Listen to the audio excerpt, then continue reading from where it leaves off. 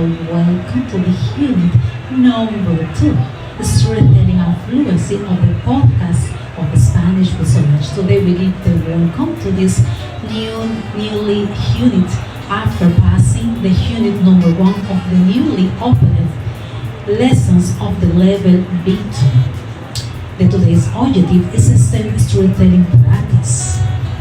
Hello everyone and welcome back to Spanish with Solange. I am Solange and I am absolutely delighted that you are joining me today. Today's episode is a very special one because we will reach the final lesson of unit number 2, storytelling and fluency. First of all, congratulations. If you will follow the previous episodes, you already have learned how to tell histories more naturally, describe memorable experiences, and talk about childhood memories with greater confidence. Today isn't about learning lots of new grammar. Instead, it's about bringing everything together in a practical street workshop, just as you would in a real conversation with native speakers. By the end of this lesson, you will know how to organize your ideas, make your stories more engaging, and speak with greater confidence and fluency. So find a comfortable place, perhaps grab a notebook if you enjoy taking notes, and let's begin. Empecemos. Section number 1. What makes a great history? Have you ever noticed that some people can make even the simplest experience sounds fascinating?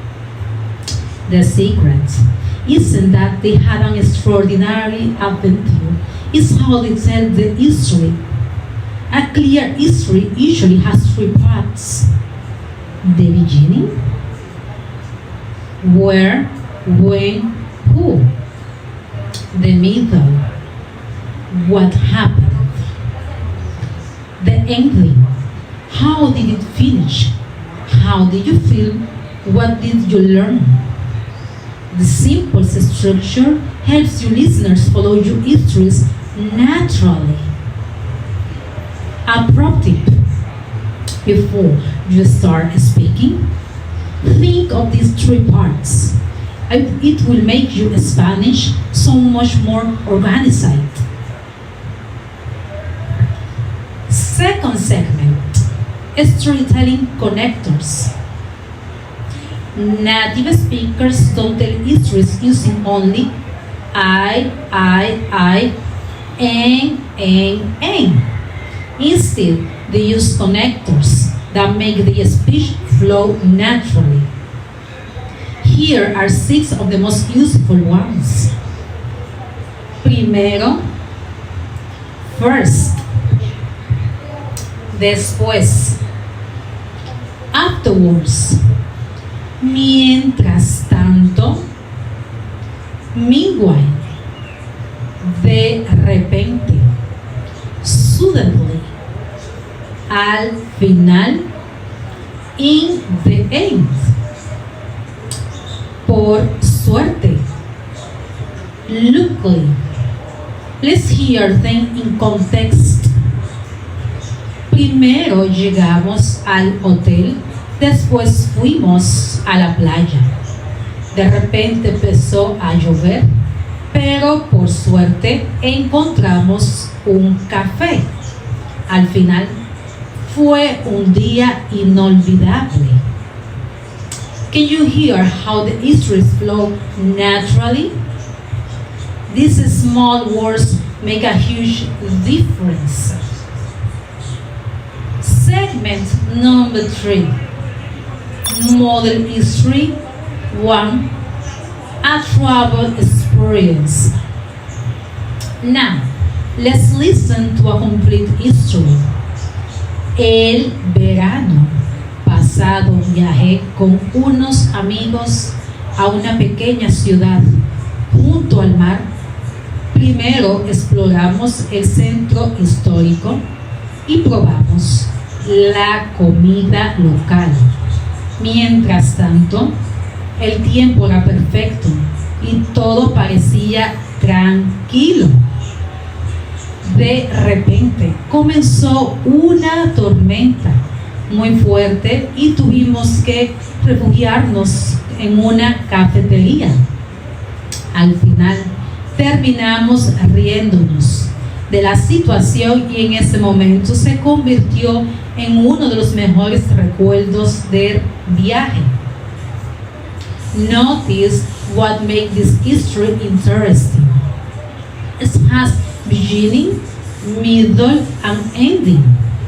It uses connectors. It includes emotions. It explains why the experience was memorable. Let's practice together. Now is your turn. Think about your favorite holiday. Answer these questions aloud. Where did you go? Who was with you? What happened? How did you feel? Don't worry about speaking perfectly. Focus on communicating your ideas. Pause the episode now and try. Excellent. Remember, fluency grows every time you speak. Segment number 4, unexpected situation. Let's hear another example. Hace unos meses salí muy temprano para una entrevista importante. Todo iba perfectamente hasta que me di cuenta de que había olvidado mi cartera en casa. Tuve que volver rápidamente. Pensé que llegaría tarde, pero por suerte conseguí llegar a tiempo. Después de la entrevista me sentí muy aliviada y aprendí a preparar todo la noche anterior. This history feels natural because it doesn't only describe events, it also explains feelings and what was learned. Native speakers often finish histories with personal reflection. That's a great habit to develop. Pro tip: make your histories more interesting. Here is something native speakers do all the time. Instead of saying, fue divertido, they explain why. For example, fue divertido porque conocí personas increíbles y vivimos situaciones muy inesperadas.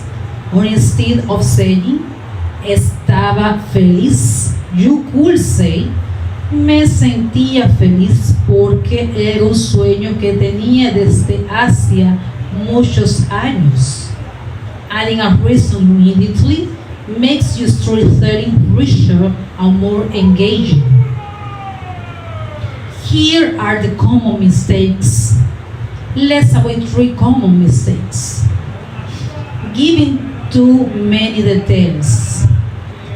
You don't need to describe everything, choose the most interesting moments. Speaking too quickly. Save your time. A clear history is always more enjoyable. Forgetting emotions. Stories are about people, not only events. Tell your listeners how you felt. That's what makes histories memorable.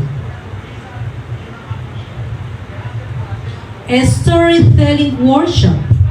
Now let's build a story together. Imagine this situation. You went somewhere new, something unexpected happened. Everything ended well. Can you tell that history using these connectors? Primero, después, de repente, por suerte, Al final, pause the episode and speak for one full minute. Don't stop. Even if you make mistakes, keep going. That's exactly how fluency develops. Cultural moment. Storytelling is deeply rooted in Spanish-speaking countries. Cultures as one. Where you are in Spain, Mexico, Colombia, Argentina, the Dominican Republic, or many other countries, family gatherings often include histories that are passed from one generation to the next. Grandparents share childhood memories. Parents tell funny family anecdotes, and friends often begin conversations with "Te cuento lo que me pasó ayer." In English, shall I tell you what happened to me yesterday? These stories certain preserve traditions and strengthen relationships.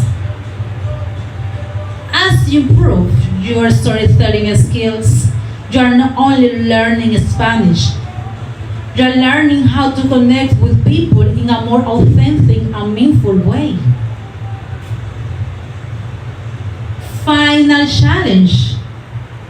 Before our next lesson, I would like you to prepare a history lasting 2 minutes. Choose one of these topics. Your favorite trip, a childhood memory, a funny experience, a funny celebration, a special celebration, excuse me. Try to include a clear beginning, at least 4 connectors, your feelings, a short reflection at the end. If you can tell a 2 minute history comfortably, you are making excellent progress towards confident B2 communication. Congratulations, dears! Today you will complete unit number 2, storytelling and fluency. Take a moment to prepare, to appreciate how far you've come. You're no longer just learning vocabulary or grammar. You are learning to communicate, express yourself, and tell history that people genuinely enjoy listening to. Thank you so much for joining me in joining me through these units. Your dedication and consistency are what make real progress possible, and I am honored to be part of your Spanish learning journey. Keep practicing a little every day, stay curious, and most importantly, enjoy the process. In our next lesson, we will begin an exciting new chapter, unit number 3, Idioms and Natural Spanish. We will explore some of the everyday expressions that native speakers Spanish use all the time, including estar en las nubes, costar un ojo de la cara, meter la pata.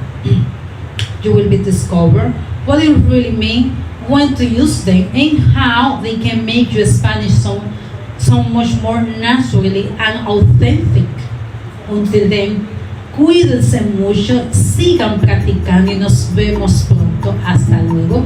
Keep practicing Spanish. Ciao, ciao.